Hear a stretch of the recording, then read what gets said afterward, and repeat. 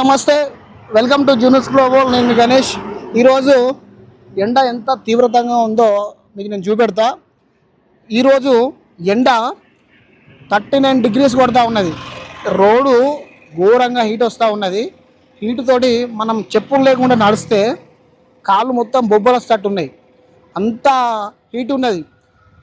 ప్రభుత్వం ఏం చెప్తున్నది అంటే ఈ రోజు నుంచి మొదలుకుంటే జూన్ 2వ తారీఖు వరకు విపరీతమైన ఎండలు ఉన్నాయి, అత్యవసరం అయితే తప్ప మీరు బయటికి రావద్దు అని చెప్పి చెప్తా ఉన్నది. ఎవరైనా వడదెబ్బ తగిలితే ఆసుపత్రికి పోండి, ఆసుపత్రికి పోయి మీరు ట్రీట్మెంట్ కూడా చేయించుకోండి అని చెప్తున్నది.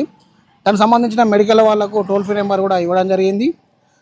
అయితే ఈరోజు మీకు నేను ఎండ తీవ్రత ఎంత ఉందో అనే దాని మీద ఒక ఎగ్ రోడ్డు మీద మీకు కొట్టి చూపెడతా. మీరు చూడండి ఒకసారి. మీకు ఎండ ఏ విధంగా ఉందో కూడా తెలుస్తుంది. అదేవిధంగా మీరు ఎండలో రావద్దు అనే ఒక ఆలోచన కూడా మీకు వస్తుంది. దయచేసి ఈ వీడియోను షేర్ చేయండి, సబ్స్క్రైబ్ చేయండి. ఆ గుడ్డు తీసుకొని రా చూద్దాం. ఇప్పుడు మీకు నేను ఈ ఎగ్ ఏదైతే ఉందో ఈ ఎగ్గును రోడ్డు మీద కొట్టి మీకు నేను చూపెడతా. మంచిగా అబ్జర్వేషన్ చేయండి. ఎండ తీవ్రత ఎలా ఉందో మీకు చెప్పే ప్రయత్నం చేస్తా. ఇది చూడండి, ఇక్కడ హీట్ ఎట్లుందంటే చేతులు కాలుతా ఉన్నాయి, ముఖం మీద ఎండ పడుతుంటే ఆగమవుతున్నది. ఇప్పుడు చూడండి, అగో చూడండి, మొత్తం ఇక్కడ ఇగో డ్రై అయిపోతుంది.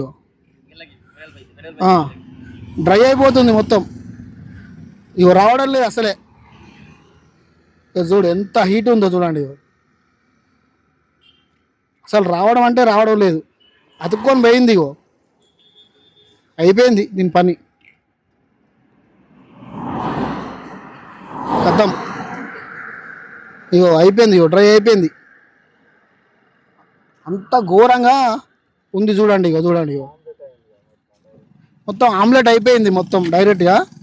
ఇంకొక 10-15 నిమిషాలు ఉంటే మనం ఇట్లా పెనంతో తీసిన సరాతం లెక్క తీస్తే వస్తుంది కదా, అట్లా కూడా వస్తుంది. 1 నిమిషంలో మొత్తం వచ్చేస్తుంది. ఇది ఆల్రెడీ అతికింది. ఇగో ఆల్రెడీ అతికిపోయింది. అంటే చూడండి ఎండ ఎంత తీవ్రంగా ఉందో.